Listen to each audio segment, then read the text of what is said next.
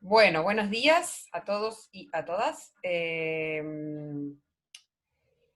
Arranco con lo de la clase pasada. La clase pasada yo me demoré en subirla, pero de última estuvo bueno porque lo tomé como un pequeño experimento. En realidad no pude subirla el mismo martes. Y la verdad que no sabía realmente si estaban siendo tan necesarias las clases subidas o no. Ahora, entre ayer de noche y de mañana, cuando vi que varios y varias de ustedes habían escrito preguntando por la clase, me di cuenta que sí, están siendo necesarias y las utilizan. La clase ya está subida. Acá una compañera, Rosario, creo que dice que solo pudo ver los 2 primeros minutos y después se corta. Es porque la acabo de subir y demoro un poquito entre que queda...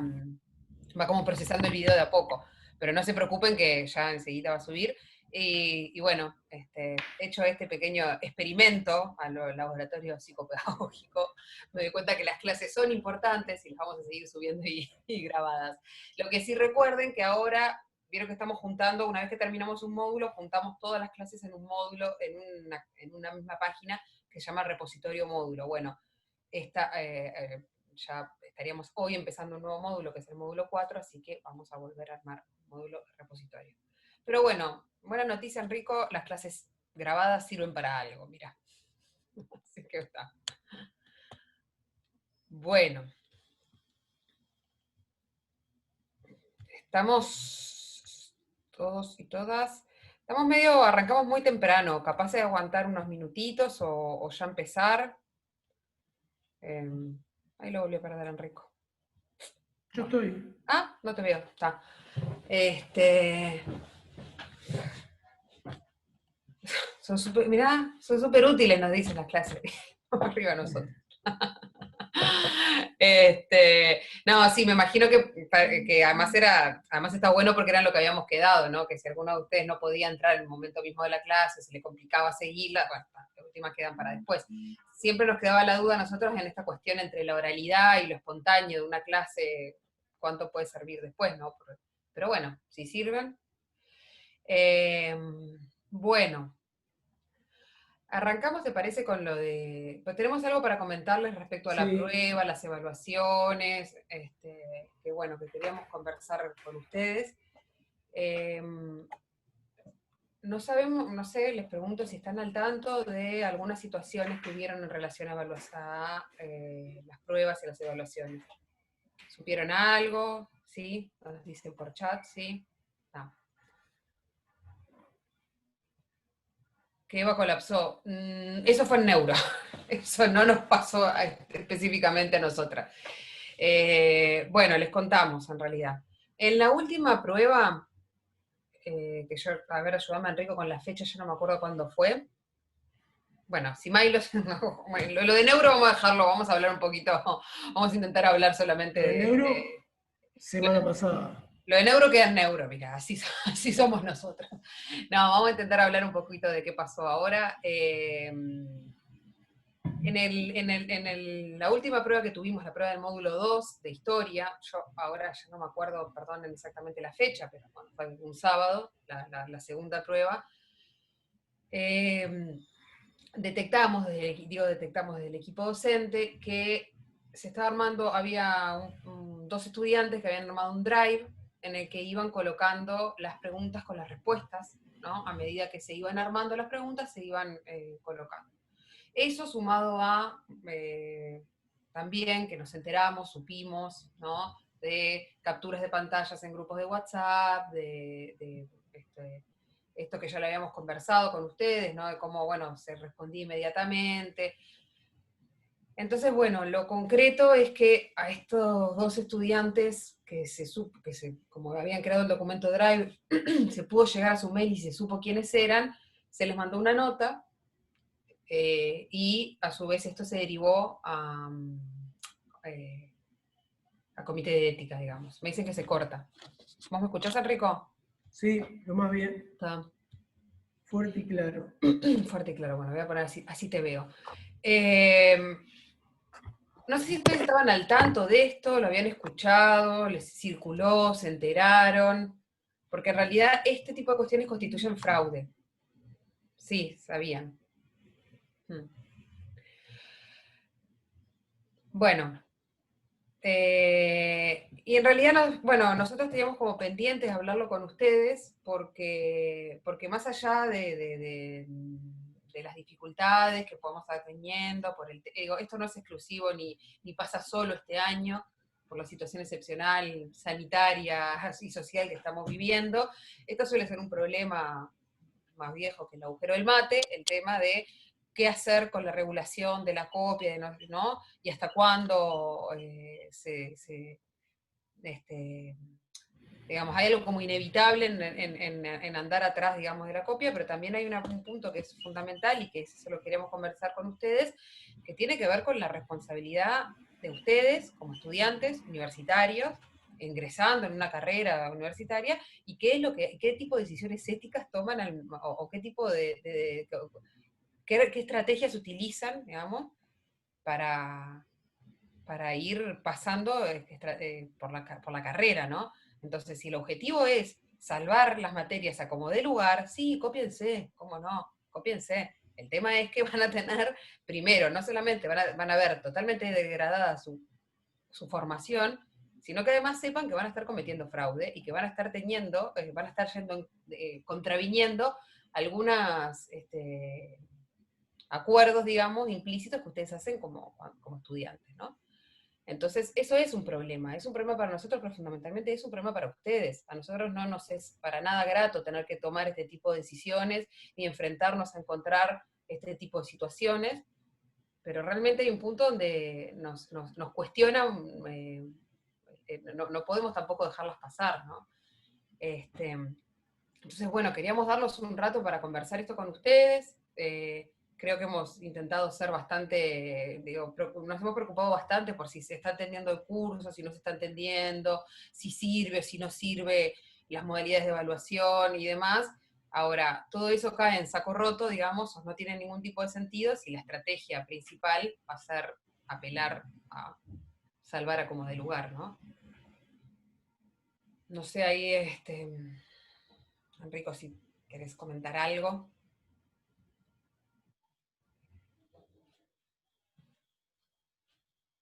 Ujú.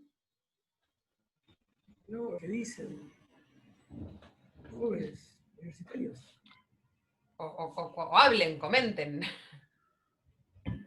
Buen día, Alicia Buen día. y Enrico. Diego, Una pregunta, Enrique. ¿de qué drive están hablando? ¿De qué? ¿De qué drive están hablando? Ujú. ¿De qué drive estamos hablando? Sí, Bueno, ese día de la segunda prueba, nos sábado enteramos 16. que había un drive. Sí, ahora voy. Nos enteramos que había un drive en el cual, creado por dos estudiantes del curso, en el cual iban subiendo, era obviamente una estrategia colaborativa, que por un lado uno dice, mira qué interesante esta estrategia colaborativa para aprender, porque realmente la es, ¿no? El que ustedes las tienen con los grupos de WhatsApp y demás, pero lo que estaban haciendo era una estrategia colaborativa donde subían las respuestas y eso circulaba por el grupo de WhatsApp. ¿Ah? Ese es el drive del cual estamos hablando. Eso, en un drive creado, era como pasarse las respuestas, era una manera, digamos, de irse pasando las respuestas. Que nosotros ya se los habíamos comentado, nos dimos cuenta en que era evidente cómo bajaba el tiempo de respuesta. O sea, hay un tiempo lógico mínimo que te toma leer las preguntas y pensar qué respuesta doy. Si yo tengo la respuesta, si es A, B o C, era automática la respuesta. Eso se notaba. A ese drive nos estamos refiriendo. Y alguien dice, pensó que eso había sido en otra materia. Y probablemente haya sido también en otra materia. En esta lo fue. No sé si eso responde la pregunta.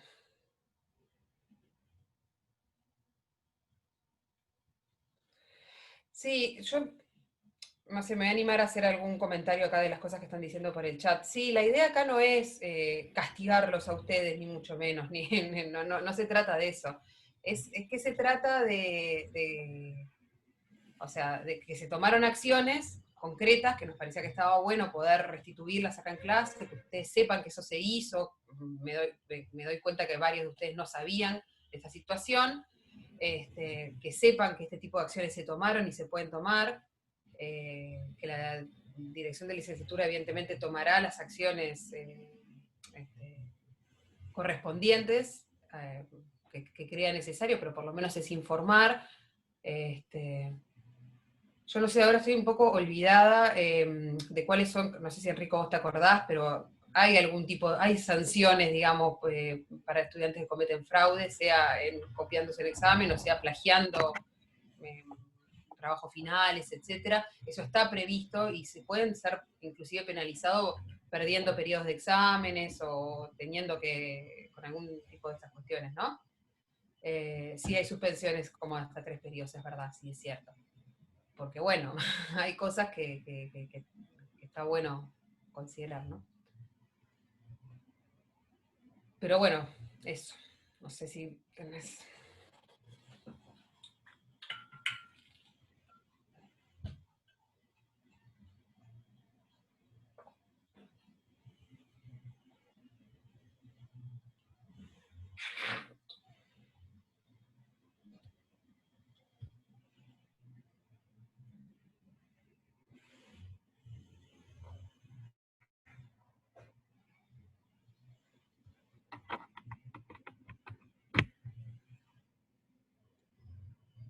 Alicia, una pregunta. Y ahora, con respecto a esto, ¿ustedes qué medidas tomaron para la hora de la evaluación?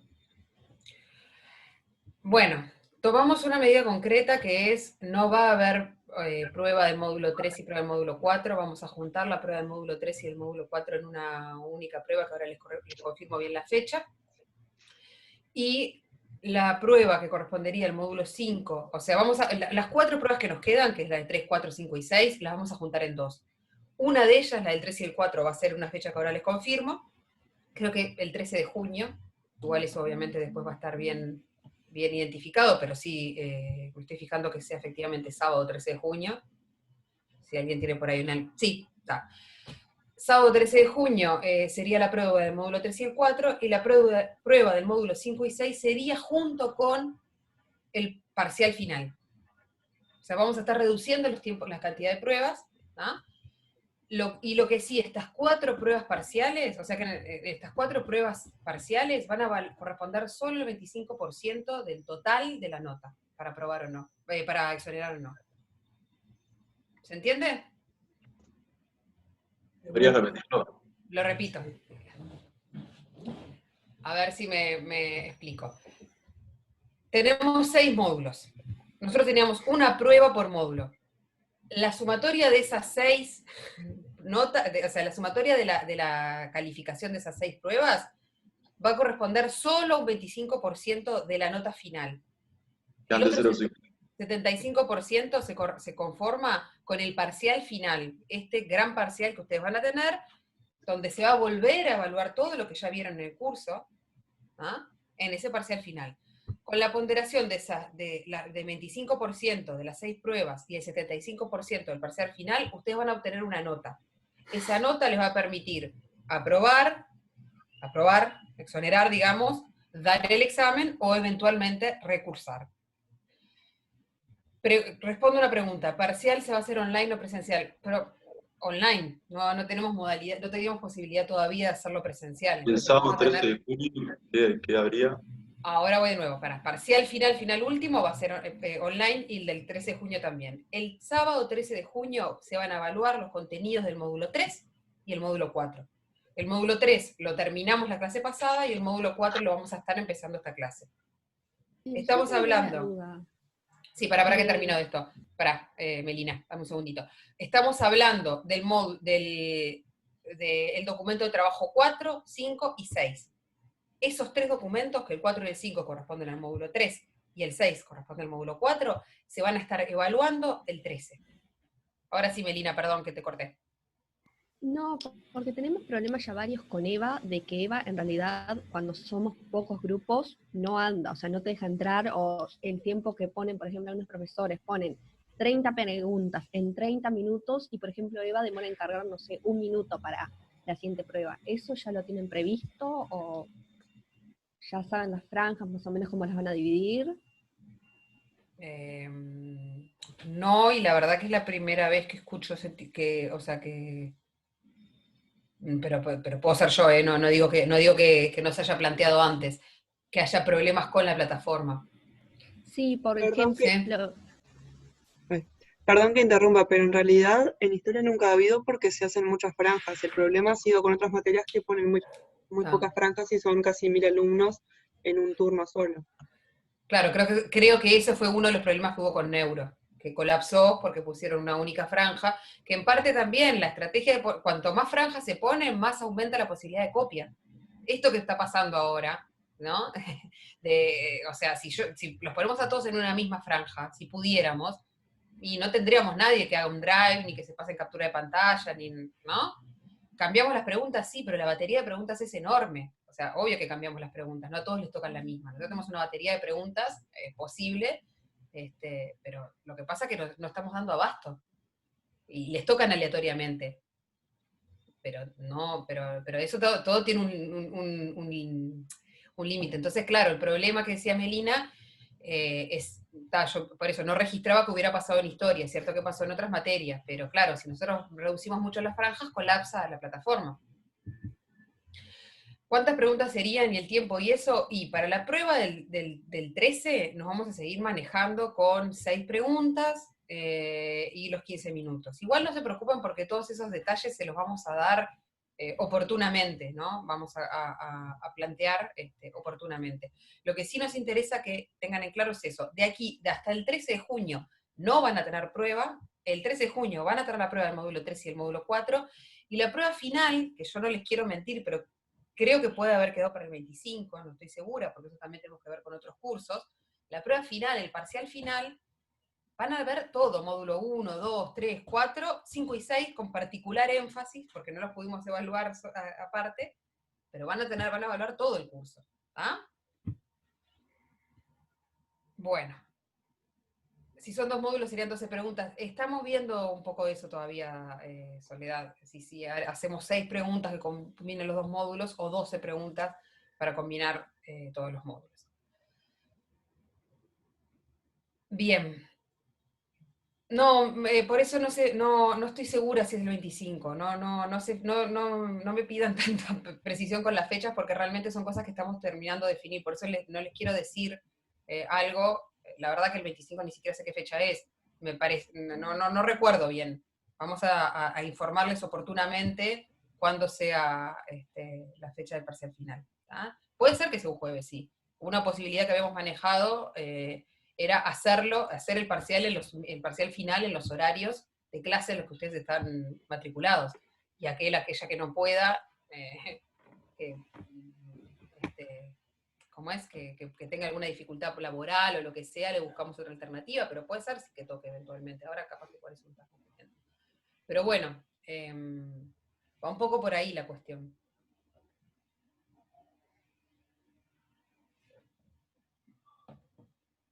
Bien.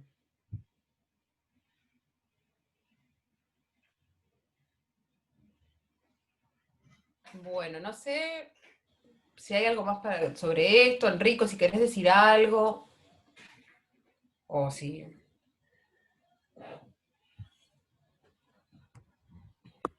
No, yo, bueno, o sea, no sé si se escucha bien porque cambié de máquina.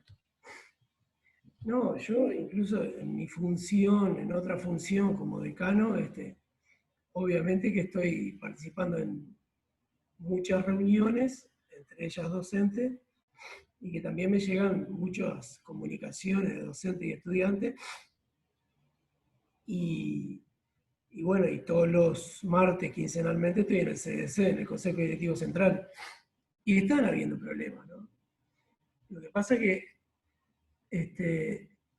yo recién entré a facultad, saludé a la funcionaria de vigilancia y se puso a llorar. Y le pregunté qué le pasaba. Y me dijo que acababa de morir en Perú su tío de coronavirus. Y que su sobrino y su hermano tenían coronavirus en Perú. Entonces, yo pensaba ahora cuando estábamos hablando que la pandemia del coronavirus en nuestras vidas, como dijimos, es algo excepcional, digamos, nunca lo vivimos. y no sé si vamos a vivir algo parecido, ojalá que no. Entonces yo pensaba respecto a, obviamente, a qué actitud adoptábamos cada uno frente a esto. Y en la discusión universitaria pensaba, no, seguramente las cosas no sean igual. O sea, van a suceder cosas. O sea, no puede ser que no sucedan cosas. En un curso de cualquier facultad o en parciales, no puede ser que no suceda algo, ¿no? Hoy están apareciendo problemas donde, si bien Uruguay, en el contexto de Latinoamérica, tenía una buena base vinculado al tema de la comunicación y de lo virtual, por un desarrollo que tuvo particularmente este país, no solo por las igualitas, sino por el desarrollo a nivel de conexiones. Yo creo que hay momentos. Yo el otro día en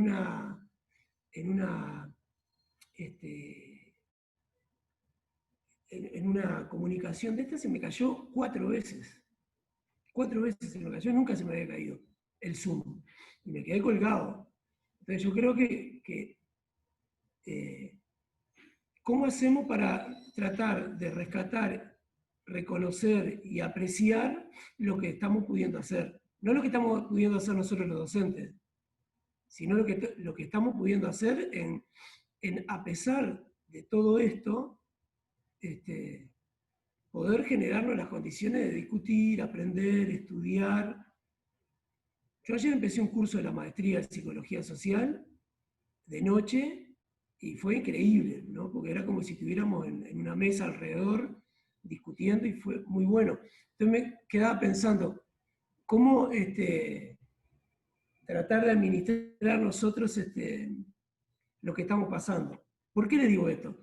Porque ayer cuando estaba en el curso de la maestría, algunos estudiantes, que yo fui docente de ellos en primero y en cuarto en facultad y ahora en la maestría, y que me acuerdo de ellos, le empecé a preguntar de qué generación eran.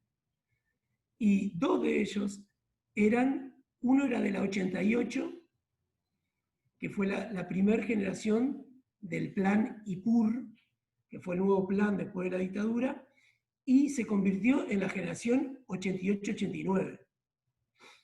Después otro de la generación 92, que se convirtió en la generación 91-93 o 91-92. Es decir, en tiempos que no existía el coronavirus y que no nos comunicábamos por internet, tuvimos problemas y se corrían las generaciones, se corrían las evaluaciones.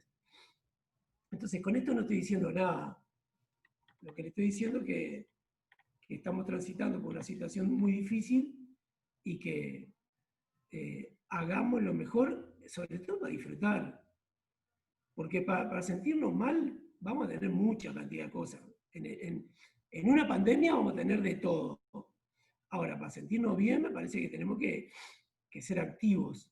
Por ahora, lo que ha sucedido en algunos cursos, como dijo una estudiante recién, si bien yo hablé con los docentes y nos dijeron que la conexión era para 1500, lo hicimos para 500 y se cayó igual. Bueno, yo no sé qué le dijeron, si le dijeron eso en la informática o no, pero siempre hemos trabajado con generaciones muy grandes.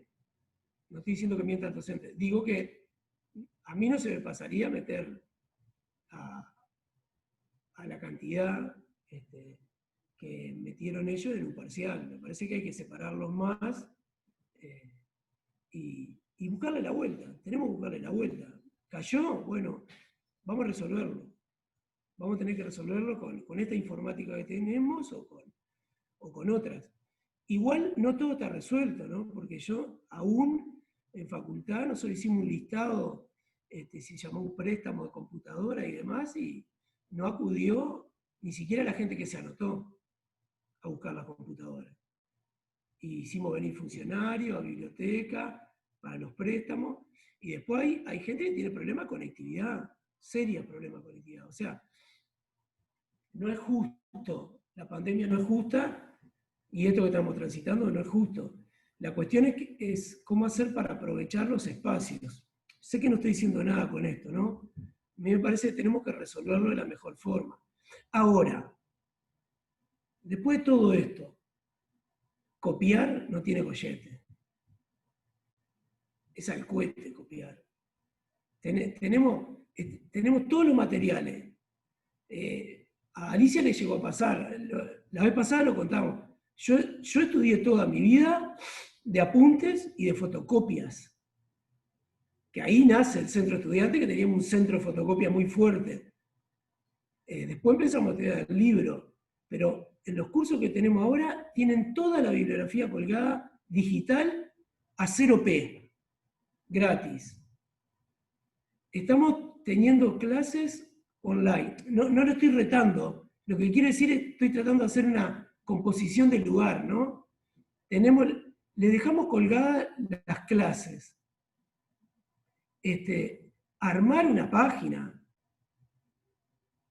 Encima, poner el nombre y apellido y armar la página. Para copiar, por lo menos, es muy impune. Porque no solo que copiar parece que es la lógica, está bien copiar, digamos, seamos garroneros colectivamente, parece que está bien, sino que encima ponen el nombre y el apellido. Yo creo que hay algo del acuerdo entre nosotros que está mal. Algo estamos fallando. Hay algo básico que estamos en desacuerdo. No sé, supongo que conviene mucho más poner un kiosco en la esquina y vender el título. Que capaz hacer todos el esfuerzo de conectarnos, de levantarnos, de preparar clases, de ustedes venir a clase, de discutir, de leer. No sé, a mí me parece que no quiero hacer un discursito moral tampoco porque me gusta más la ética, la moral no va conmigo, pero a mí la verdad me sorprendió un poco, porque ya nos ha pasado algunas cosas de estas en la masividad, y bueno, y nosotros tenemos que, lo que estamos tratando de hacer es de generar ciertas condiciones de una evaluación que nos dé una idea de cómo pueden venir adquiriendo, tomando, utilizando algunos conocimientos que el programa, la bibliografía y los docentes le estamos dando. Eso es lo que en realidad queremos, ¿no? Yo soy de los que piensa que cuando antes, en mi tiempo en liceo, la gente hacía un trencito, que no sé si ustedes tienen la menor idea de lo que es un trencito, en mi pueblo por lo menos se le decía trencito, que se hacían en hojitas finitas, se hacían resumen de las preguntas para una prueba y te lo guardaban en la mano, en la manga, en la camisa, en el ruedo de la pollera, en donde sea, para después leerlo. Yo soy uno de los que cree que si alguien hizo alguna vez un trencito, hizo un resumen. Y si alguien hizo un resumen, leyó. Y si leyó, hizo un resumen, seguramente aprendió. Pero cortar y pegar me parece que es absurdo. Diría, vamos a la clase, a divertirnos. Disculpen, pero queríamos comunicarle esto, que yo sé que el 99% de ustedes se acaba de aburrir y no tiene nada que ver con esto. Pero queríamos comunicarle lo que estamos haciendo. Sí, yo perdón, antes de ir a la clase, pero me gustaría decir algo más. Y capaz que también, perdonen si les estamos dando la lata con esto, pero bueno.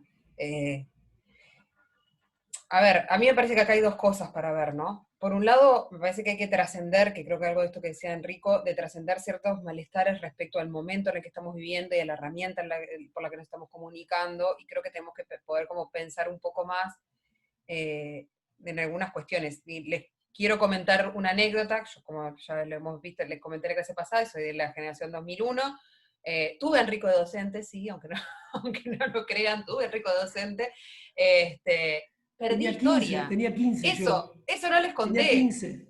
Enrico tenía 15, yo tenía 8. No les conté, yo perdí, no, me fui a examen, perdí historia, no, me fui a examen de historia. Es una confesión. Tuve que dar el examen, no exoneré, porque me fue mal en un parecido, no entendía, en ese momento la historia de la psicología y historia de la universidad junta, y no entendía el concepto de extensión, me acuerdo, que fue muy paradójico porque yo después trabajé mucho en extensión. Pero no, me fui a examen, bueno, sí, ya está, tuve que dar un examen. Y acá, no, o sea, y no era falta de interés ni de gusto por la materia, es que a veces los procesos de aprendizaje no son lineales. No porque a uno le guste algo, necesariamente le va bien. Entonces, ahí hay que también diferenciar un poco la evaluación, que yo entiendo, esto que digo es un poco tramposo, porque en un punto la evaluación es lo que nos permite seguir en carrera, pero diferenciar un poco la evaluación también de los procesos de aprendizaje, que a veces son más lentos y a veces requieren otros tiempos. Entonces, necesariamente tener la nota 12 no quiere decir que uno haya aprendido 12. Y hay siempre una distancia que en didáctica universitaria se trabaja bastante, que tiene que ver con esto, ¿no? Bueno, cómo ajustamos una cosa con otra. Pero lo que yo les quería decir, más allá de estos comentarios biográficos, era, me parece que hay que trascender un poco los malestares que la herramienta nos genera y realmente pensar qué es lo que estamos haciendo acá. Porque estamos teniendo una formación, como decía Enrico, con un montón de cuestiones que, es verdad, con la bibliografía a la vista, con una preocupación de la universidad pública en la que todos y todas nos estamos formando, nos seguimos formando, y algunos trabajamos, con determinadas características. Me parece que también es momento de reflexionar qué implica ser estudiante universitario, y me detengo en esto por ser estudiante de primer ciclo. ¿Qué implica ser estudiante universitario? ¿Qué contrato ético, no moral, ético, hay atrás de ser estudiante universitario? Porque, ¿para qué estamos acá? ¿Para qué estamos haciendo este esfuerzo? ¿Para qué tenemos a los docentes que tenemos? Entonces creo que ahí también es interesante como pensar un poquito en eso, más allá de la copia en sí, de quién copia, que todos nos podemos reír, si yo alguna vez copié, si yo no sé qué, si está bien, si está mal. No es, no quiero detenerme en esa función de policía que podemos, o una función policíaca de los y las docentes.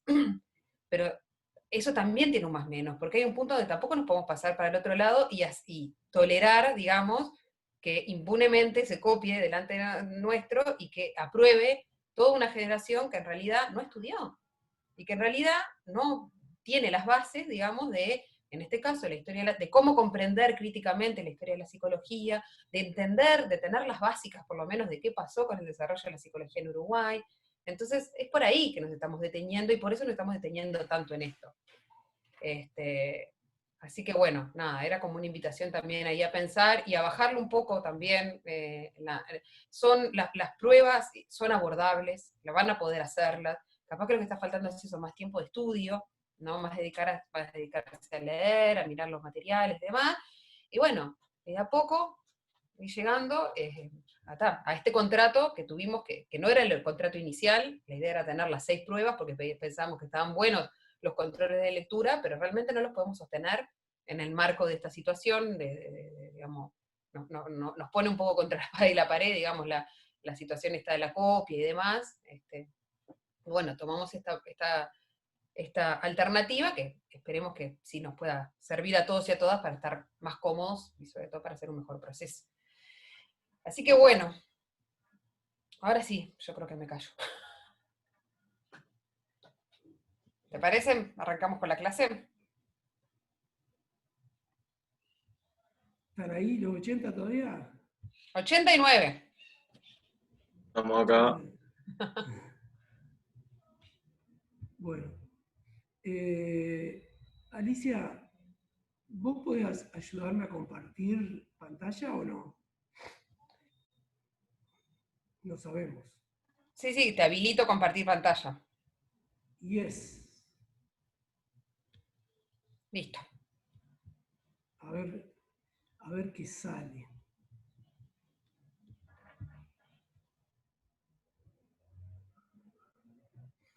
Porque me está dando que escritorio es la misma cosa.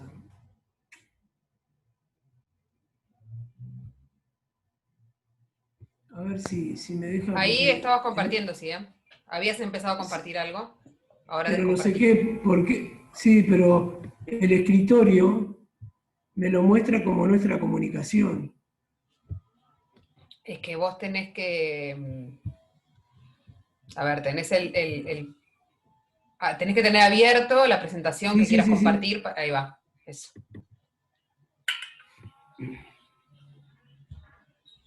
Espera un segundo. Lento pero firme. Lento pero viene, el futuro pero viene. Ah, sí. Lindísimo.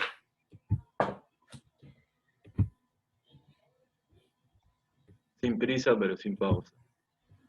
Pero ya lo dijo Juan Gustavo Goethe. Ya lo dijo Goethe. Bueno, pero igual, cuando voy al escritorio, vamos a ver qué hace ahora, pero un lujo, dijo. Perfecto. Qué divino, che.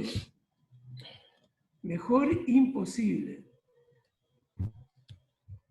Bueno, lo que quería hacer yo muy rápido es como retomar algo de lo que venimos conversando muy temáticamente. En las últimas clases nosotros hemos ingresado a pensar ciertas prácticas y tecnologías puestas en funcionamiento focalizando en Uruguay. Y esas prácticas tecnológicas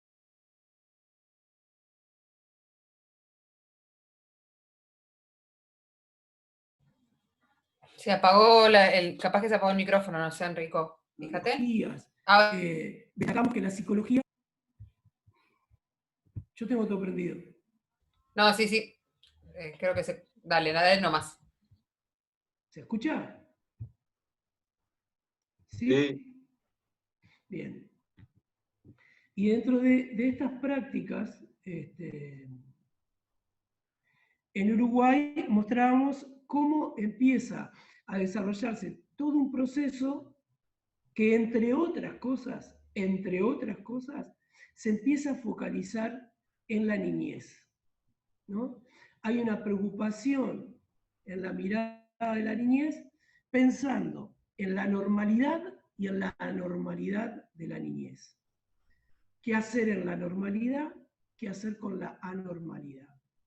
Porque esos niños, de alguna manera, serán los hombres y las mujeres del futuro.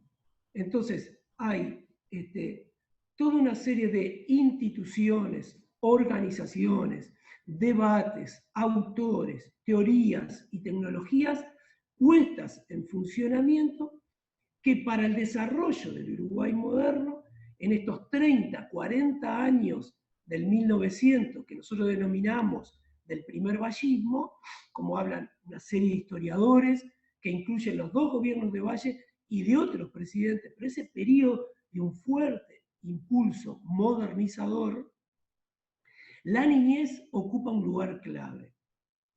¿Está? Ahora yo voy a salir de ese lugar que veníamos hasta ahora, donde llegábamos a la psicología infantil, ya no hablamos de la enseñanza o de la salud en general, vinculado a organizaciones, instituciones, políticas de Estado, autores. Salgo un poquito de ahí y vuelvo a un paso antes que ya vimos con ustedes, que quisiera mostrarles cómo resuena con esto que estamos hablando. ¿Hasta acá me siguen? Yo sigo viendo las diapositivas, chicas, no como presentaciones. Ustedes las ven como presentaciones, ¿no es verdad? no, nosotros las vemos también reducidas. Tenés que darle F5 si querés que las veamos como Porque presentación. la presenté como...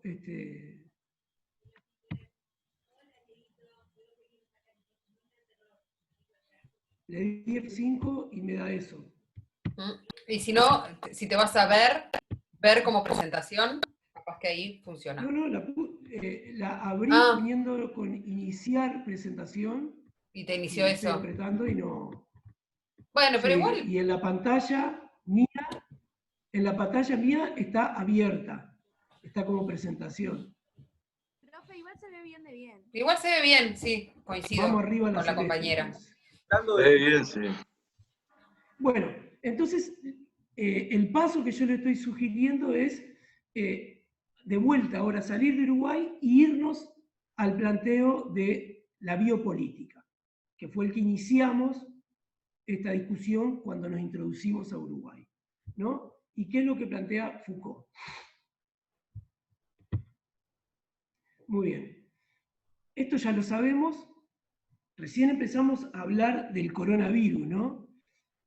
¿Cuál es una de las preocupaciones que plantea Foucault cuando analiza la biopolítica? No son las epidemias, sino las endemias. ¿Y cuál es una de las endemias clásicas? Es la vejez. La gente se vuelve vieja. ¿Cuál es otra endemia común en el medio laboral? Los accidentes, las caídas, los cortes, las quebraduras. ¿Cuál es otra endemia común? Una gripe. Es decir, son aquellas endemias que, por lo tanto, son permanentes. Pero las endemias lo que hacen es extraer energía de fuerzas y tienen costos económicos, enormes costos económicos. Entonces empieza a haber un pensamiento biopolítico, es decir, de toda la extensión de la vida, con políticas específicas para abordar los costos económicos y la pérdida de energía de trabajo, de producción. Empiezan a haber políticas para resolver esto. En el siglo entonces XIX hay una técnica muy nueva que se dirige hacia toda la población, que no se aplica solo más en el individuo, sino en el individuo y la población. Este es el planteo general. ¿Dónde se aplica esta biopolítica? Esquemáticamente en 3 ámbitos: la higiene pública con la medicina, la seguridad social y el problema de la ciudad. La higiene pública con la medicina estamos haciendo mención, bueno, estamos transitando, por ejemplo, el coronavirus. No estoy hablando del coronavirus, estoy hablando de la gripe española, estoy hablando del tifus, de la sífilis, de las enfermedades que podía haber en estos procesos, ¿no? Estoy hablando de, yo sé, de paludismo,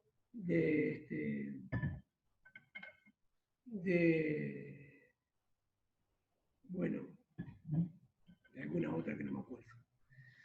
Entonces, la higiene pública tiene que ver con la salud y tiene que ver con la instalación de organizaciones, dispositivos y formación vinculados en abordajes sanitarios que cubran a toda la población.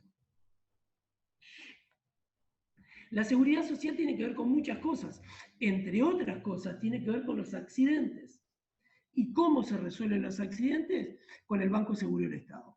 Es decir, que haya algún plan que genere un colchón de dinero, un colchón de estrategias, un colchón de prácticas de medicina, que cuando se sufre una quebradura, la empresa o las empresas no tengan que hacer grandes desembolsos de dinero, sino que hay algún tipo de seguro que soporta y rehabilita a esa trabajadora o ese trabajador. Por ejemplo, el Banco de Seguros del Estado. Yo, por ejemplo, vivía en Salto y alrededor del Hospital Salto estaba lleno de pensiones. Y en todas las pensiones de alrededor del Hospital Salto había gauchos, de bombacha, de sombrero, de bota o de alpargata, quebrados, que era un tipo de trabajador que tenía, permiso,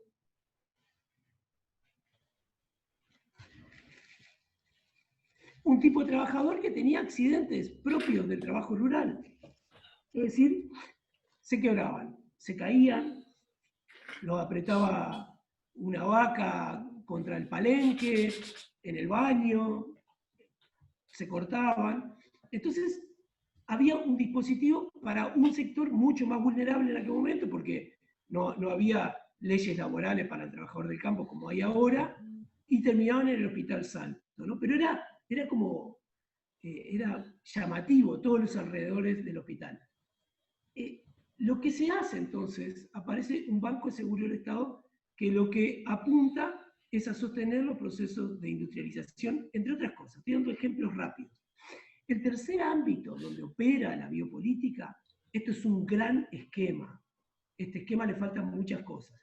El tercer ámbito es el problema de la ciudad. Hay un libro de Barran, de los 3 tomos, que en realidad son más de 3, pero de los 3 tomos, porque El poder del jurar sería un 4º tomo de la historia de la sensibilidad en Uruguay, que Barran habla de los olores, ¿no? Habla de los órganos de los sentidos, cómo en la modernidad y en la actualidad se nos modifican los órganos de los sentidos. Él decía que, por ejemplo, que en la ciudad empieza a predominar el color gris.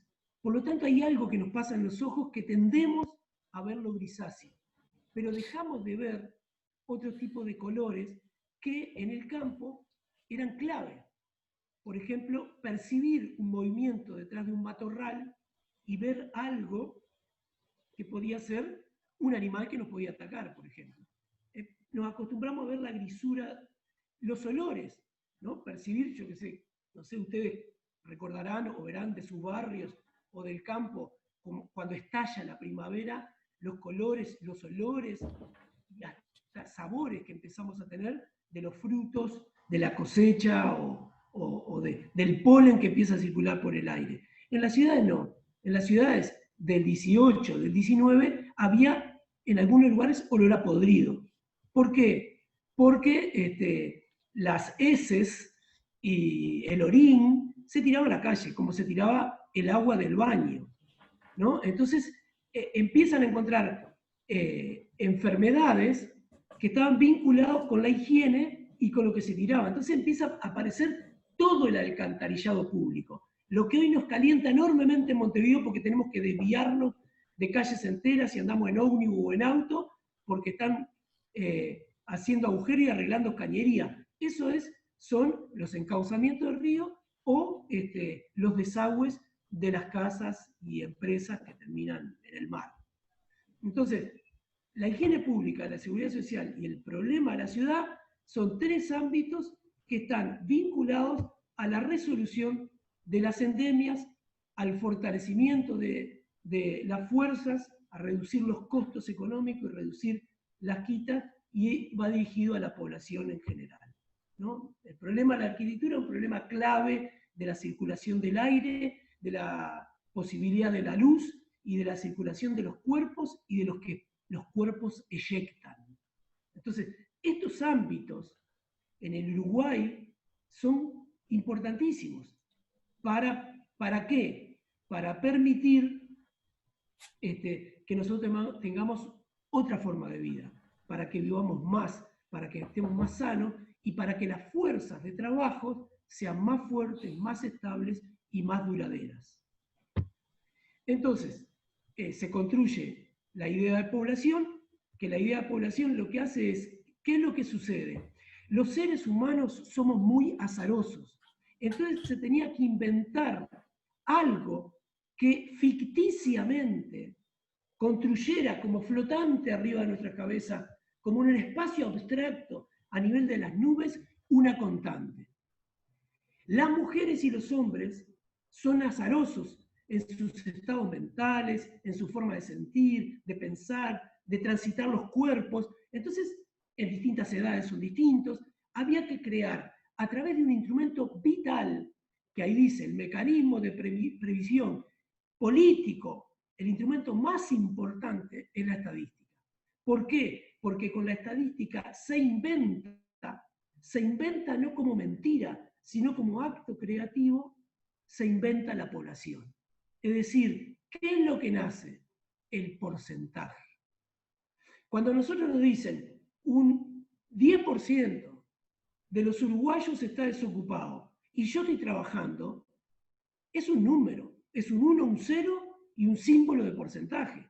Pero si yo estoy desocupado, estoy triste, amargado, estoy buscando trabajo, no tengo cómo bancar mi casa. Entonces, la estadística es una abstracción que se erige como un campo de ejercicio de la política educativa, sanitaria, laborales, salariales, lo que sea.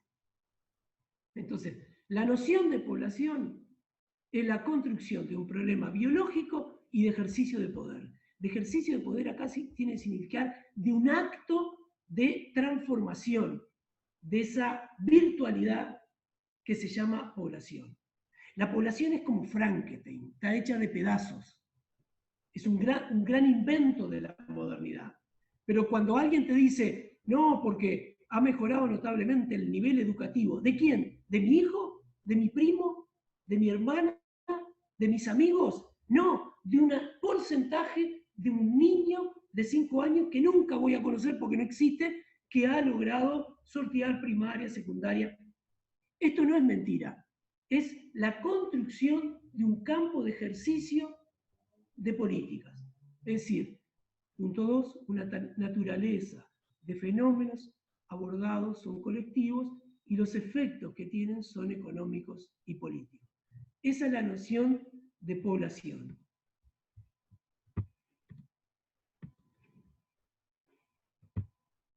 Me paran cuando quieran.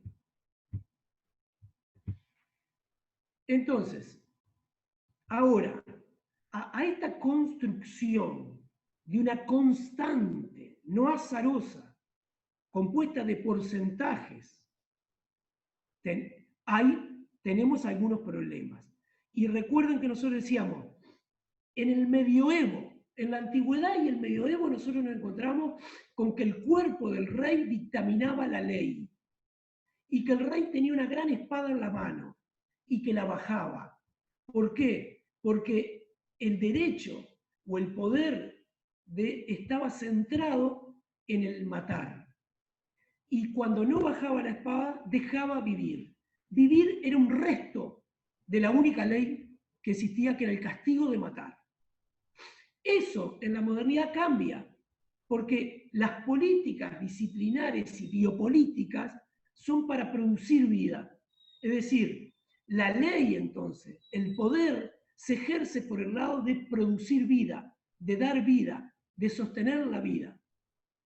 Como resto, al revés de la soberanía, queda la muerte. Es decir, no hemos resolvido algo que hemos decidido no hablar de ello, ocultarlo, que es la muerte. ¿Por qué? Porque la muerte es la expresión de la debilidad de la biopolítica, del disciplinamiento y la biopolítica. Es la expresión clara de que no tenemos todo el poder, de que escaseamos en una parte de poder. Por ejemplo, yo que soy del interior, que era una práctica del interior cuando yo era chico y adolescente, la gente cuando moría se velaba en su casa. Hoy hay barrios en Montevideo que aún la gente se vela en su casa. Pero habrá, durante el 50, el 60, aparecerán normativas que generalmente empiezan a ser municipales y después nacionales, donde se plantea que la puerta de la casa, cuando se vela a alguien, tiene que estar entornada a 45 grados. Hay un acto de ocultamiento de la muerte. Hay un acto de señalar a 45 grados, ahí está la muerte. Cuando las casas tenían zaguán, ¿no? Había un zaguán, había una primera puerta que daba a la calle y una segunda puerta que era la puerta de entrada a la casa.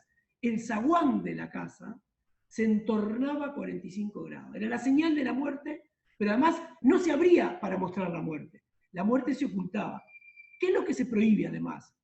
Llevar los cajones, ahora hay un chiste que bailan en TikTok, ¿no? Llevar el cajón al hombro.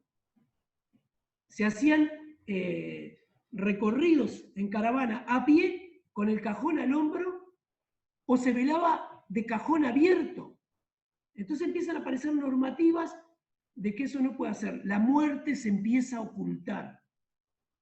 ¿Por qué? Porque la muerte es la expresión de la debilidad del poder de lo biopolítico, que es tiene la capacidad de que, como pasa en Uruguay, descienden, en estos últimos periodos Uruguay está en récord de descenso de muerte de nacimientos. Y estamos aumentando enormemente la vida. Es decir, la gente muere más tarde. Pero además, la gente realiza ejercicios, empieza a comer de otra manera, ¿para qué? Para vivir más. Pero a su vez los gobiernos, como este gobierno actual, declara que va a extender los años laborales. Uno se va a jubilar después. Salvo las Fuerzas Armadas que se jubilan a los 45, en Uruguay la gente se jubila con 30 años de trabajo y con 60 de edad, por lo menos. Mi padre, por ejemplo, que era bancario, se jubiló a los 45. ¿No? Digamos, la gente se empieza a jubilar, si todo fuera normal, tiene más años vitales. Entonces, el efecto de la biopolítica es intentar reducir la muerte, que la gente se muera más tarde y que la gente viva más y que la gente nazca más. Entonces, pero hay ciertos peligros internos. Y ahí se arroga, toma para sí, involucra adentro de la biopolítica el arte de matar, del periodo anterior de la soberanía o del medioevo, si quieren. Entonces aparece el racismo de Estado que hablamos anteriormente. La seguridad del conjunto, dice el Estado, tiene que preservarse de los peligros internos.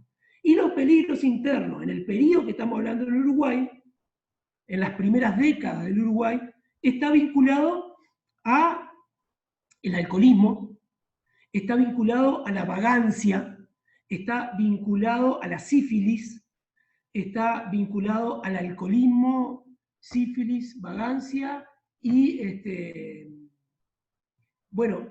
y a la locura. Es decir, locos, putas y sifilíticos van al mismo asilo. Lo que hoy conocemos por el Vilar de Bo era una política asilar. En el conjunto se lo reunía ahí, ¿no? Eran los anormales. Pero también aparecía el derecho de muerte. De hecho, en Uruguay hace mucho tiempo que se prohibió el castigo por la muerte. Pero aún hoy hay estados, de hecho hay estados en Estados Unidos que se castiga con la muerte. Sea la silla, sea envenenamiento, sea la horca, sea el fusilamiento. Es decir, hay momentos en la historia que el Estado productor de vida se arroga el derecho de matar. De hecho, cualquier explicación conservadora y reaccionaria de la dictadura en Uruguay es la respuesta de que estábamos en guerra. Por lo tanto, había derecho de matar. Esa es la forma de resolución. El peligro debe ser extirpado, ¿no? Una metáfora biologicista medicinal. La diferencia siempre es un cáncer.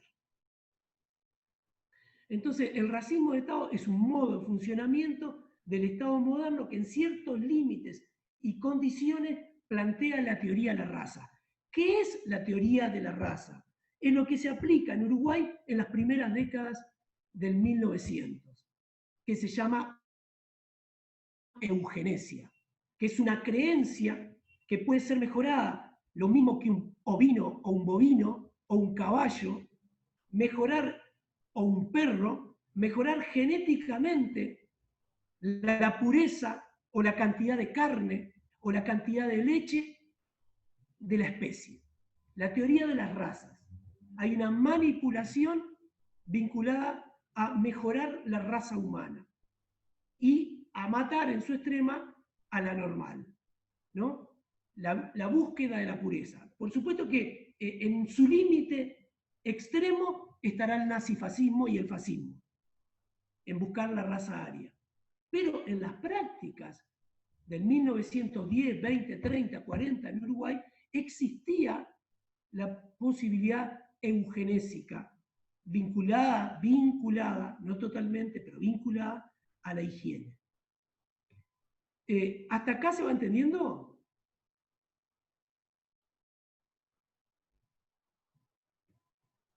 ¿Cuántos integrantes tenemos, Alicia, todavía?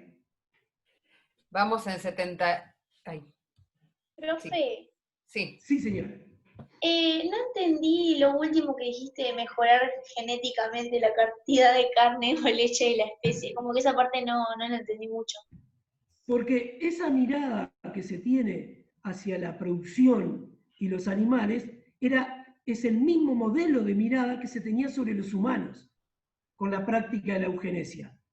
Había un intento de mejoramiento de la especie humana, porque la noción de población está vinculada con la especie, con la reproducción, con el mantenimiento, con la prolongación de la vida de la especie humana.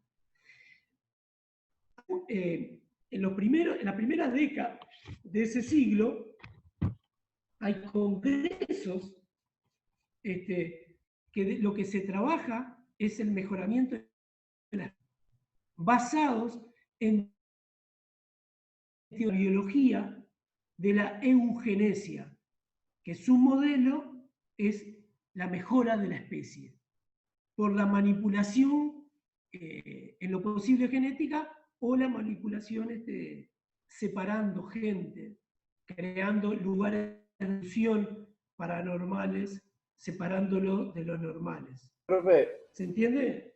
¿puede repetir eso último que dijo? Porque se cortó. ¿Cómo?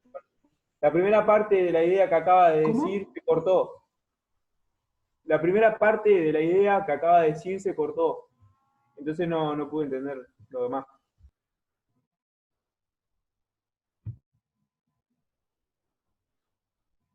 No sé si se escucha ahora, yo tengo un cartelito que dice que es inestable la conexión. Ahora sí. Básicamente, la idea de eugenesia tiene que ver con la mejora de la especie, en este caso de la especie humana. La noción de población es un problema biológico y de poder, y lo que apunta es el desarrollo de la vida, prolongación de la vida, y a operaciones desde el punto de vista de disciplina como la medicina para mejorar la especie, para apuntar hacia una raza humana mejor. En su extremo estará el fascismo, pero en términos democráticos empiezan a haber operaciones para separar los enfermos de los sanos, para excluir los anormales de los normales, para buscar que existan reproducciones entre personas elegidas. De hecho, hay todo un discurso vinculado a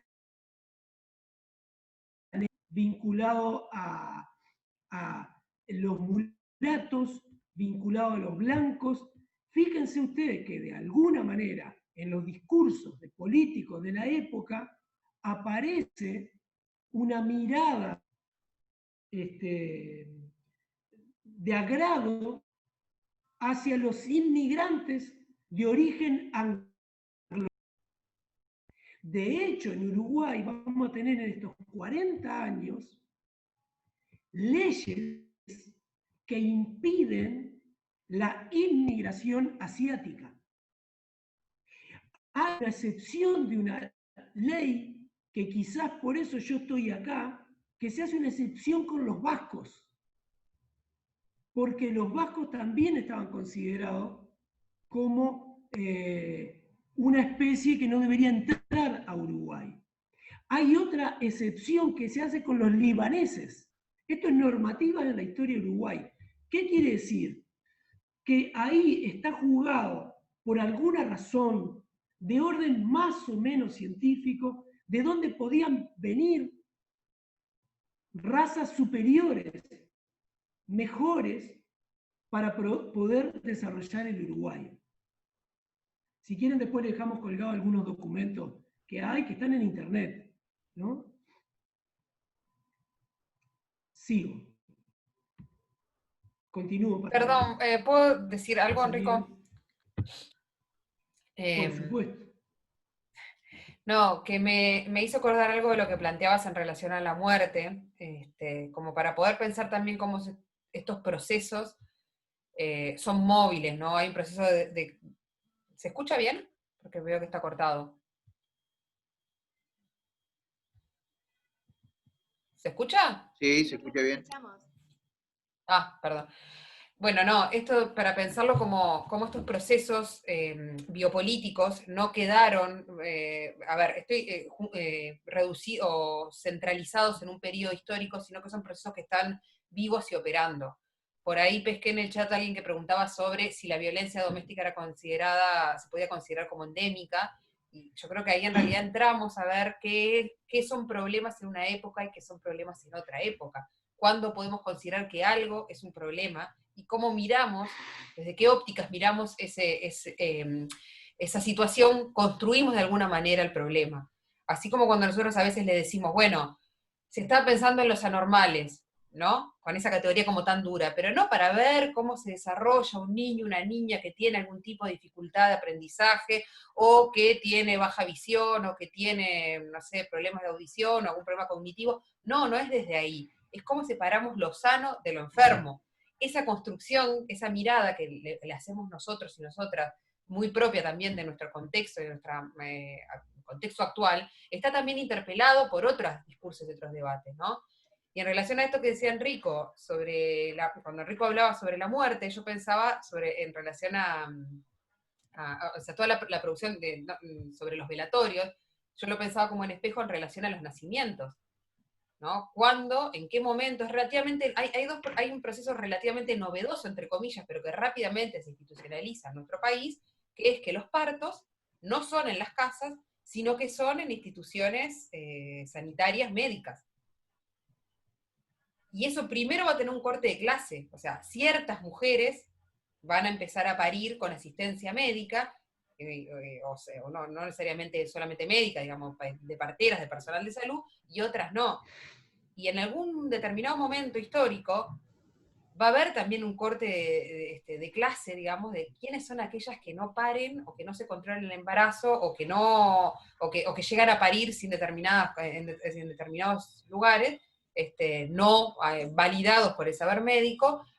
Y me parece como muy interesante también cómo después hay una captura de todo eso, no sé, no sé si alguno de ustedes ha estado cerca de algunos discursos respecto a parto humanizado, o parto en las casas, donde también eso pasa a ser un proceso de regulación de cómo quienes pueden parir por fuera de, entre comillas, cierta norma, que lo que está intentando hacer, y, ¿no?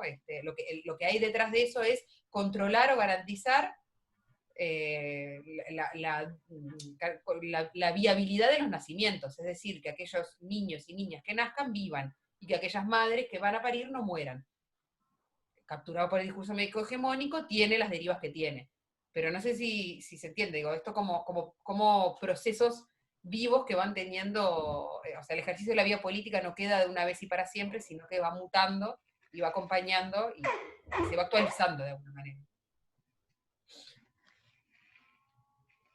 ¿Enrico? Sí, sí. Yo pensaba... Estoy haciendo un chiste con el coronavirus, pero la dejamos pasar, ¿está? Porque yo ya pensaba- estornudé como 3 veces, vos te... No. Yo pensaba que esto tiene que ver además con las investigaciones que hace Michel Foucault, tienen que ver con Occidente.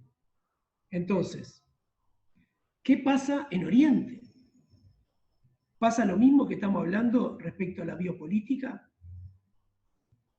¿Pasa lo mismo en el Uruguay de las primeras 4 décadas, en esta zona del mundo, que en Europa o en Oriente?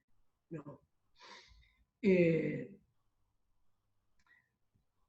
¿Pasa lo mismo en el mismo lugar geográfico, en un mismo país? Por ejemplo, yo pensaba lo que hablaba ahora en un ámbito de biopolítica.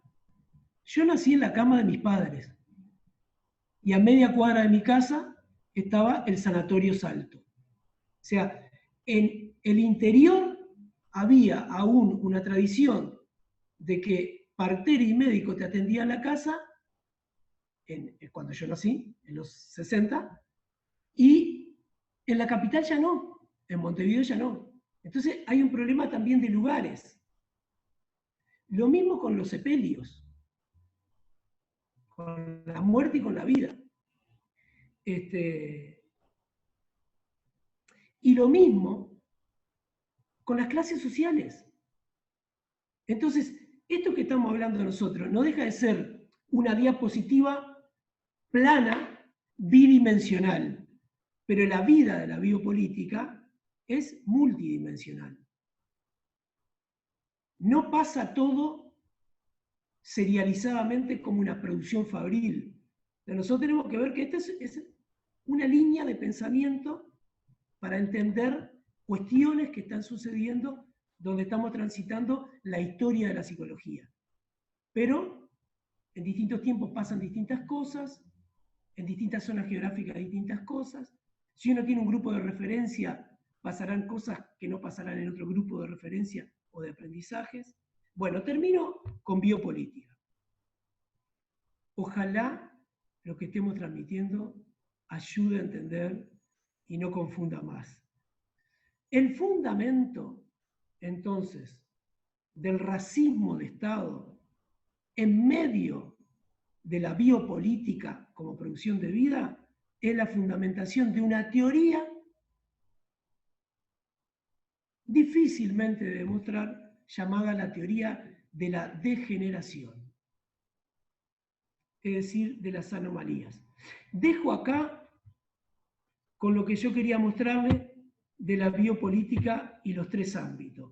Quédense con esta fotografía y tratemos de pensar ahora en lo que estábamos y a ver si puedo hacer un ejercicio de volver a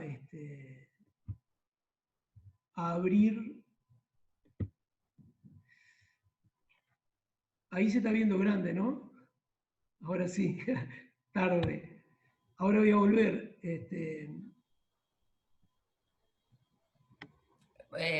¿Querés compartir otra diapo? Yes. ¿O otra diapo? ¿Otra presentación? ¿Está viendo mi escritorio en este momento colorido? ¿O no? El decanato de facultad.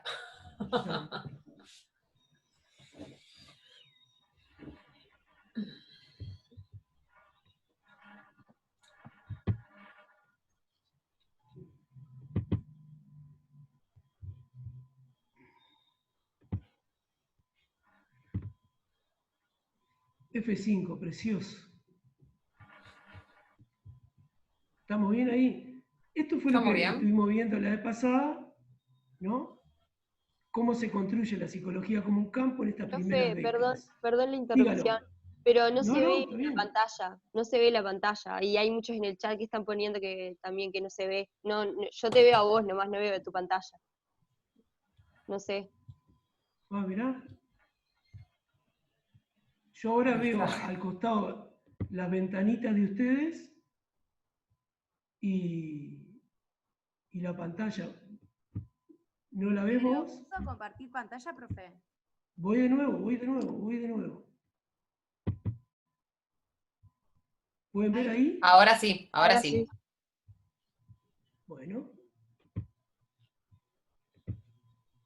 Pero saben que no me deja abrir, ni con F5 ni con iniciar la presentación. Después yo creo que puedo tener alguna idea de qué te puede estar pasando, después te digo en todo caso. Pero yo creo que así se ve bien. O sea, para ahora. Sí, estamos bien, ¿eh? Sí, no está claro. Se nota claro. Después lo vemos, a ver si yo puedo hacer algo.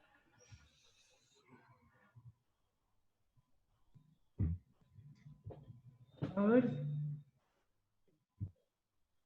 Voy a cerrar esto. ¿Ahí? Perfecto. ¿Ahí? Ahí sí, perfecto. Perfecto. Bueno, muy bien. ¡Gol! Golazo. Sigamos. Lo que terminamos de hablar hace un rato, ¿no? ¿Qué es lo que tiene esa mujer en la cabeza? Tiene algo donde lo vital, el impulso vital de nosotros es transformado en un objeto exterior a nuestras pasiones y nuestra diferencia, capturado por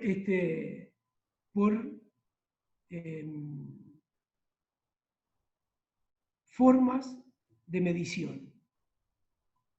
Lo que se está haciendo acá, se está buscando la manera de la construcción de lo normal y lo esperable en la formación y clasificación de la gente, ¿no? Ahí tenemos un aparato extraño que no tengo la menor idea qué es, pero que está midiendo la forma, por lo menos, lo que yo he visto más en fotos tiene que ver con medidas corporales de hombres y mujeres. La eugenesia y la higiene, entonces, como vimos, es el cuidado de la salud de la población, y nosotros nos hemos centrado en una preocupación del Estado que es la protección de la infancia, que lo que hace que se sale de la caridad hacia las políticas de Estado. Sobre todo la caridad tenía que ver con las damas de la caridad, que eran las señoras de la alta alcurnia, de los sectores más ricos, y de la iglesia, en la atención a los pobres, a los mendigos, a los menesterosos. De alguna manera, no quiero provocar a nadie, pero a izquierda y derecha siempre encontramos la primera dama, que parece que es la que trabaja con estos sectores, incluso en la actualidad. Parece que hay un papel de la esposa del que es presidente, que en general es varón, que trabaja sobre estos aspectos sociales, ¿no? Entonces, yo lo pienso como una especie de herencia de aquellas damas de la caridad que son desplazadas más adelante por un problema de Estado. El problema que tenemos cuando la presidenta es una mujer y el esposo de la presidenta no trabaja en esto, ¿no? Pero bueno. Perdóname, y el problema también lo tenemos cuando el presidente es un varón y la mujer queda capturada en ese lugar. Perdón. También Sí, sí. eso es un problema enorme. Sí, bueno, vieron lo que vamos a ver ahora. Ahora vamos a ver el contrato nuevo de la señorita maestra y vamos a leer un pedacito que son señoritas y son maestras y no son señoritos ni maestros. Entonces la eugenesia y la higiene tiene que ver con la protección y la seguridad de la infancia. Es un problema de Estado, es un campo de problemas para el Estado, es un lugar de abordaje de estrategias científicas, tecnológicas del Estado. La higiene y la psicología empiezan a operar, por lo tanto, en la educación y en la higiene mental.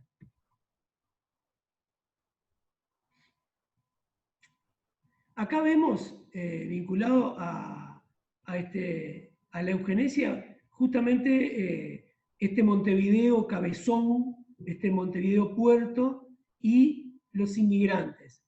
Yo siempre tuve la fantasía que todo el que quería venir a América y a Uruguay podía venir, pero descubrí que no, que había ciertas poblaciones que no tenían derecho al ingreso a Uruguay.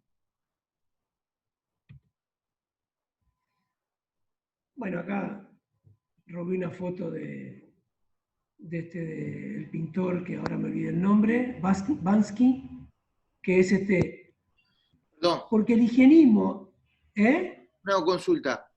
No sé si viene al caso, pero ¿podrías decir cuáles no podrían entrar a Uruguay?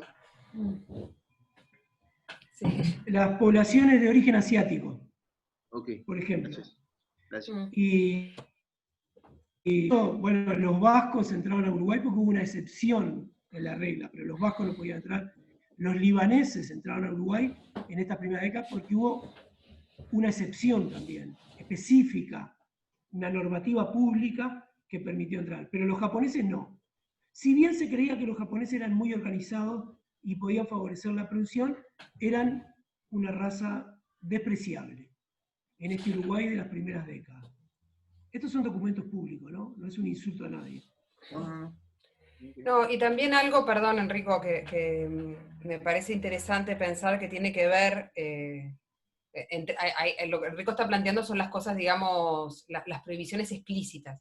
Después también sobre eso, en los corrientes migratorias, hay algunas cuestiones que van siendo más implícitas y que las podemos ver también hoy por hoy, estando en en el Uruguay de hoy, donde estamos asistiendo a corrientes migratorias de otras partes de América Latina, también se van dando sobre, migran algunas personas, digamos, y se van dando ciertos flujos migratorios que no son aleatorios ni espontáneos.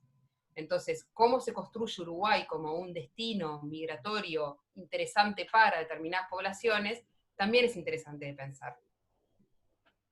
Profe, perdón, también Diga. que si no estoy mal, puede ser que me esté equivocando, pero hasta el día de hoy, algunos países como Cuba, Venezuela y República Dominicana necesitan visa para ingresar a Uruguay.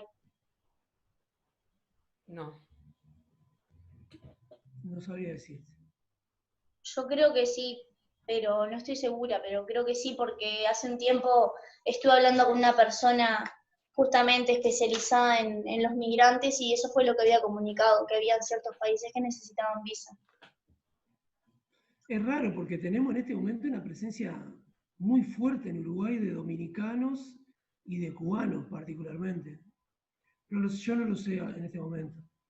Lo que sí es cierto, sobre todo en este periodo, es que, por ejemplo, yo insisto con el interior, ¿no? Pero en el interior, no sé si no les pasa a ustedes, y en el campo es común ver gente que no es de origen vasco usando gorras vascas o gallegas. Es común, es muy común. Un peón de estancia entrerriano de Argentina con una boina vasca. ¿Por qué? Porque, por ejemplo, se vio que ciertas poblaciones tenían una capacidad enorme sobre ciertos sistemas de producción. Por ejemplo, en este caso, una de las excepciones que se da a los vascos, después si quieren hablamos de los chinos, pero fue lo que leí, no porque a mí me gusta, fue lo que leí, una de las excepciones que se da para recibir vascos es los saberes que poseen para los trabajos del campo, ¿no? Vinculado con lo agroproductivo. Y de hecho nosotros tenemos muchísimas familias vascas viviendo, o de origen vasco, viviendo en el campo. Entonces, también hay políticas que se flexibilizan sabiendo las aptitudes que poseen ciertas, no razas, sino ciertas razas en ciertas culturas de producción. Y se la empieza a recepcionar, a recibir. Acá esta foto lo único que hace es mostrar un dibujo de Bansky, que es una metáfora que alude, ahí dice que grafitear es un crimen y el niño está agarrando, en el dibujo, está agarrando un cartel real, el dibujo está agarrando un cartel real que dice prohibido grafitear. El higienismo está vinculado también a las conductas o a la buena conducta, ¿no? Entonces, a la recta, a la conducta recta. El higienismo y los proyectos de cuidados son claves en la psicología y en la formación magisterial, ustedes recordarán, ¿no? Encauzar más que castigar, discriminar en el sentido de ordenar, de corregir y encauzar. Y sobre todo, el saber de cómo se deben hacer las cosas, fundamentalmente, tiene un peso mayor moral, que cuando nosotros decimos moral, estamos hablando de el gran bien y el gran mal, lo que se puede hacer según alguien que no se explica, y lo que no se puede hacer, y lo que se puede hacer es bien visto, y lo que no se puede hacer puede tener castigo. Entonces, en la formación aparece una cuestión vinculada a la aplicación del castigo moral. Y eso lo vamos a ver, por ejemplo, durante muchas décadas en el Uruguay vinculado a la psiquiatría y al trabajo con la locura. Parte de la terapéutica es una amenaza para que salga del síntoma aquel que tiene un síntoma. Entonces, la vocación y la moral como gestión de un capital biológico. De un capital biológico porque tiene que ver con los cuerpos y con los actos de los cuerpos y los cuerpos produciendo. El cuerpo tiene una traducción en valor y en un valor económico y en un capital. La gestión, la noción de gestión, hoy tan hiperpopularizada, que hasta hay posgrados de gestión y posgrados que se llaman gestión del capital humano. No hay cosa más inhumana que la gestión del capital humano. Entonces, los cuerpos pasan a ser un capital, la biología pasa a ser un capital. Acá tenemos lo que hablábamos recién, ¿no? Me voy a cambiar de lente a ver si puedo leer lo que está en chiquito, que hablábamos con Alicia, que dice algo así. Ay, se me fue. A ver si puedo agrandarlo. No.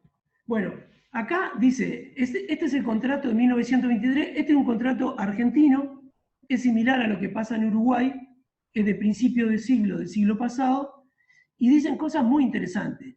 La señorita maestra, al firmar este contrato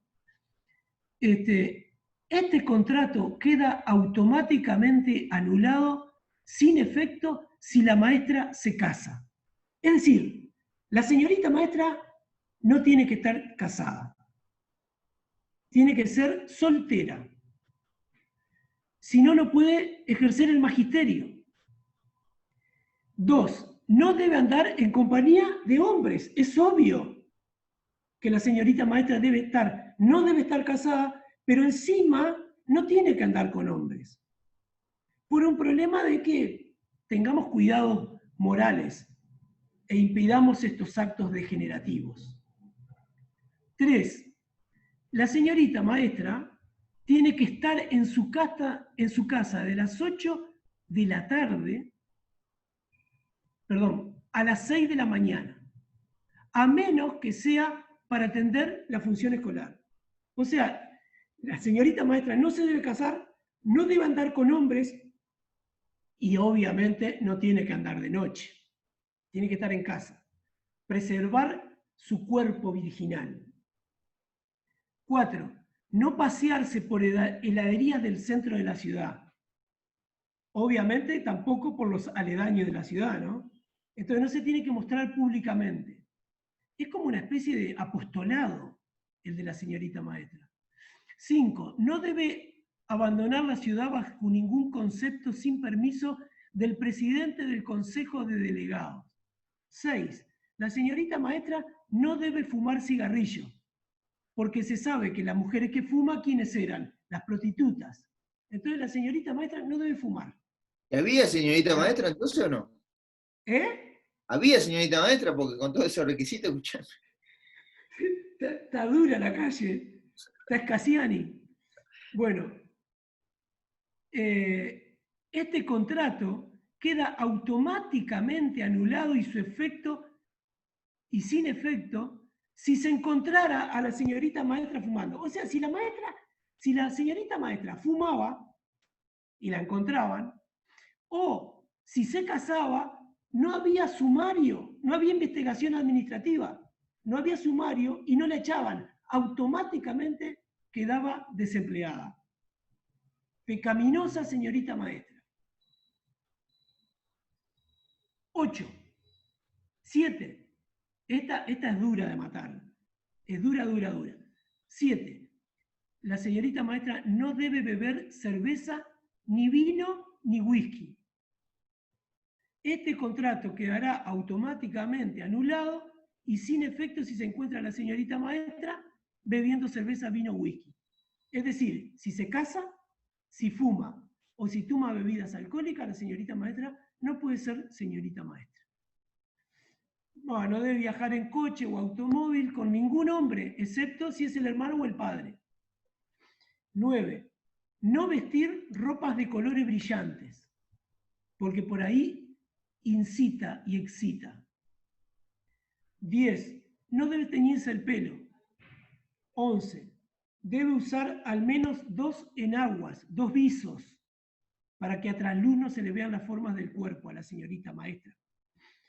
12. No usar vestidos que queden a más de 5 centímetros por encima del tobillo.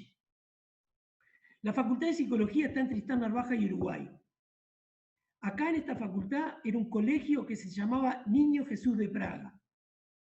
Y en este colegio, antes de empezar la clase, que inicialmente era un colegio solo de señoritas, se les medía con una regla cuánto estaba la pollera debajo de la rodilla. Esto es del tobillo. Pero acá existía, en las primeras décadas del Uruguay, un colegio de señoritas donde se le medía el borde de la pollera que tenía que estar debajo de la rodilla. Porque se sabe que toda señorita no debe mostrar el tobillo o la rodilla. Ya.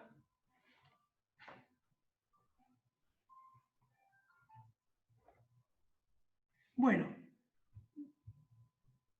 no usar polvos faciales, mantener limpia el aula, etcétera, etcétera. Sigo un poquito más. ¿Sigo?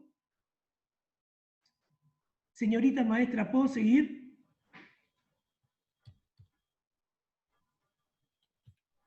No Me iba a responder a esa provocación.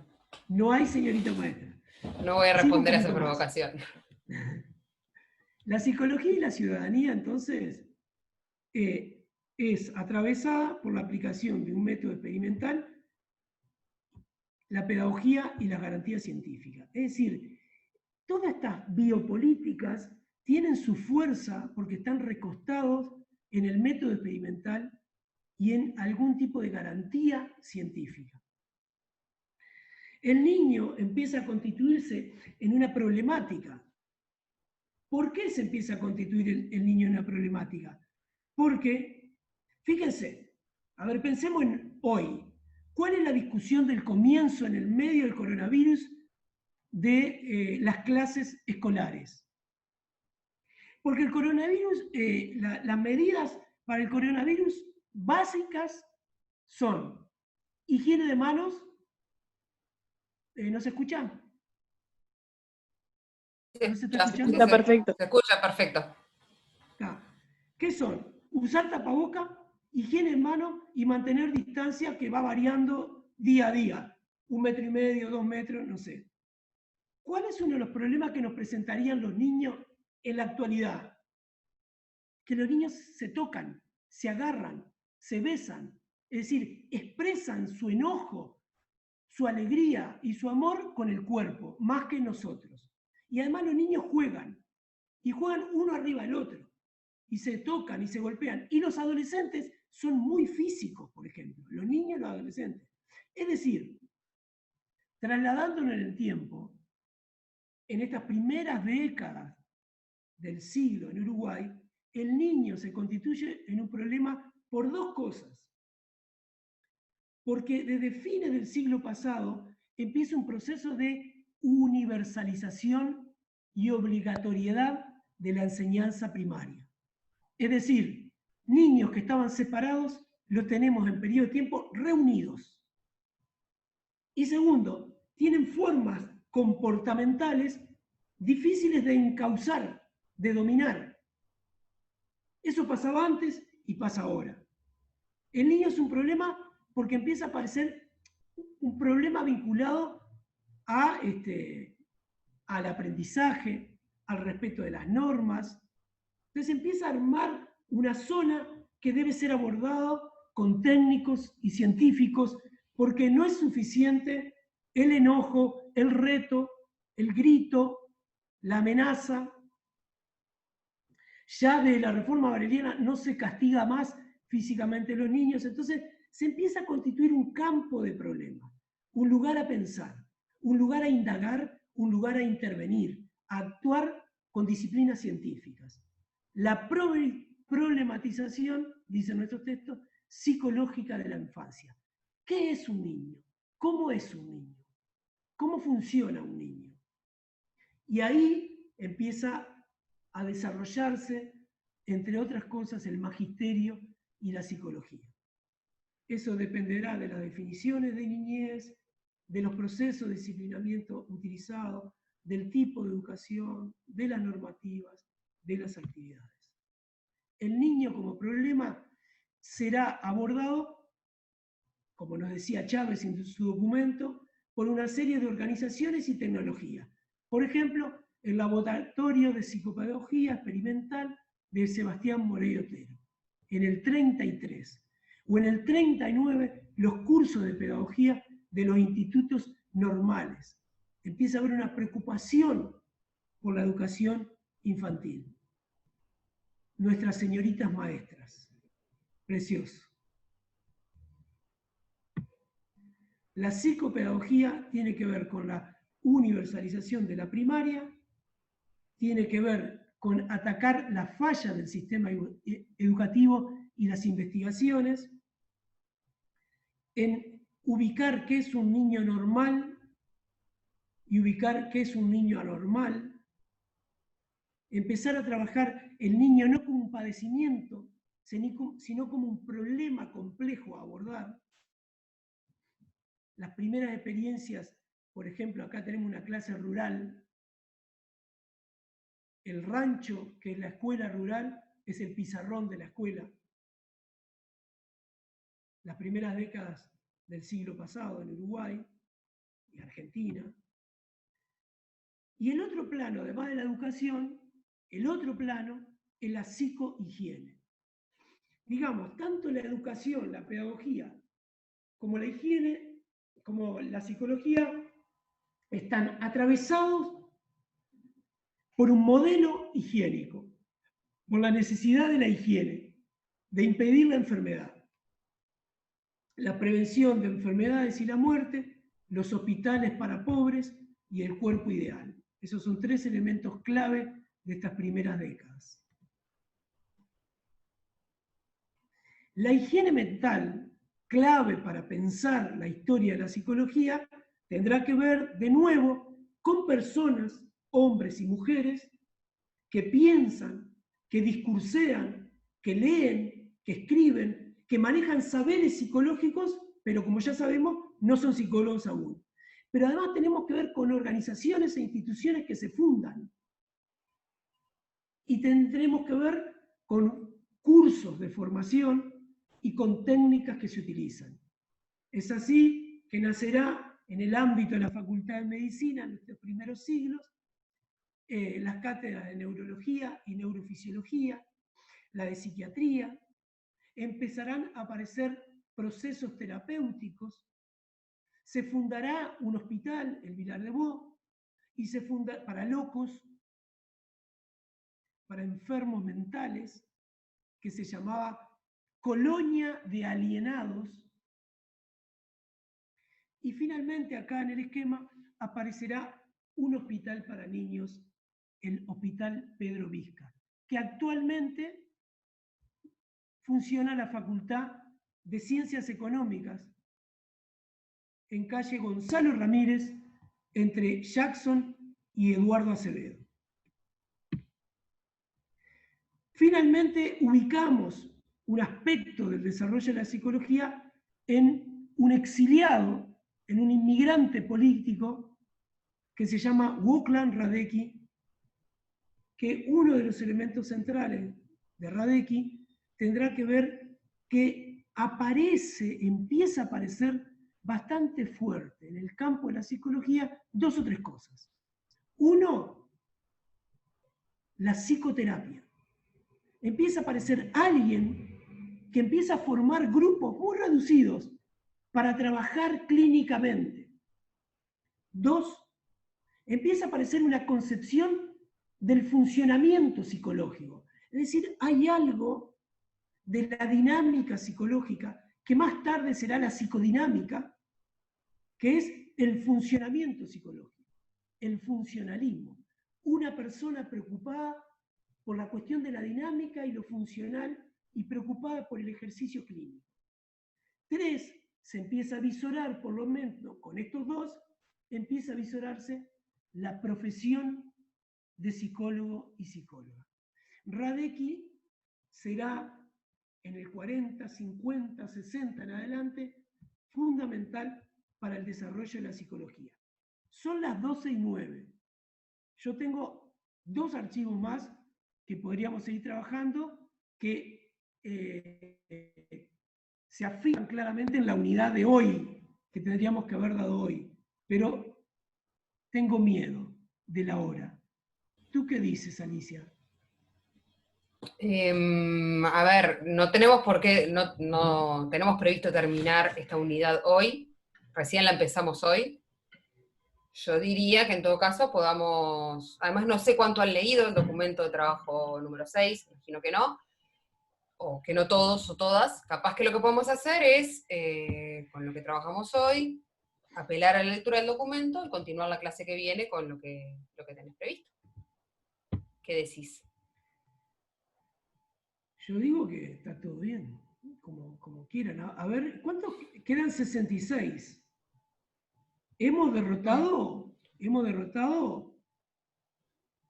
20. No, un poquito menos.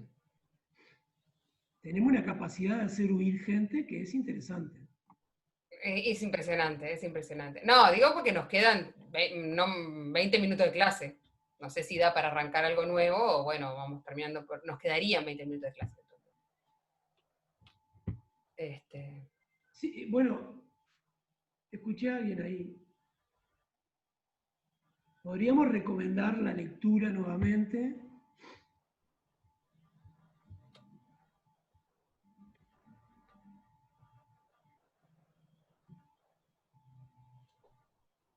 Estamos viendo tu escritorio. Sí, sí.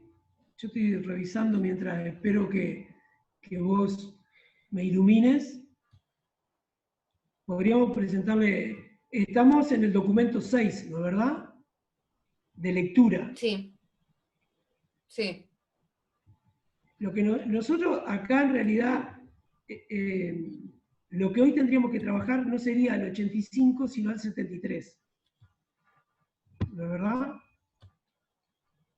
Sí. A ver, habíamos tomado la definición de que las clases no fueran hasta 12:30, que fueran más o menos hasta las 12, por una cuestión total de la clase, o sea que en ese sentido estaríamos bien. El tema es, si tenés ganas de seguir, yo no le veo inconveniente. Pero eso, no sé, como quieras. Como se decía en mi barrio, yo estoy más firme. Ah, y esto está quedando grabado, qué raro. Bueno, capaz podríamos cerrar con esto simplemente, que es plantearle, en realidad, que hasta ahora se ve esto igual, ¿no? Sí, se ve. Se ve la pantalla. Que hasta ahora nosotros hemos transitado. ¿Se ve esto que estoy haciendo? Sí. Se ve perfecto. Precioso. Que hasta ahora nosotros transitamos un periodo donde hubo una divulgación de teorías psicológicas provenientes de personas que eran legos, que eran estudiosos, que venían fundamentalmente de la filosofía, del magisterio, de la filosofía y la medicina, ¿no? Una divulgación de teorías psicológicas. Después empezamos a transitar en las primeras décadas, al principio empezamos a ver con ustedes, el 20, el 30, el 40, la aplicación de técnicas psicológicas, que tiene que ver con la construcción de hospitales, con la construcción de equipos. Y ahora vamos a entrar en la próxima clase al punto 3, que sería cómo se va conformando. Y acá, con un acto creativo, voy a poner esto.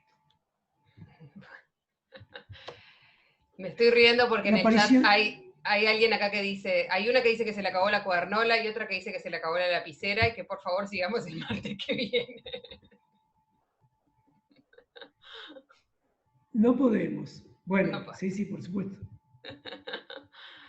Me gustó el acto creativo. Igual me parece que está muy bueno esto que estás haciendo porque restituye, nos ubica un poco en dónde estamos, en qué lugar del curso estamos. Totalmente. Eso era lo que quería. Al que se le terminó la cuadernola le quiero decir que solamente esto quería decir. Y al que se terminó la lapicera que lo recuerde. Lo que podrían hacer sería juntarse quienes se le terminó la cuadernola con quien se le terminó la lapicera Y compartir. Si no se estornudan ni se tosen. Si se mantienen a 2 metros de distancia, compartan lapicera y compartan. Que comparta hojas. cuaderno. Muy bien. Está bajando Bueno. mucho el rating. ¿Eh? Está bajando mucho el rating, digo. Hace algo urgente porque... Está bajando. Bueno. Vamos a repartir caramelo, algo. Cantate una canción, Alicia. Negativo. No va a suceder. Bueno, nos vemos el martes. Hasta luego. Lean, por favor. Exacto.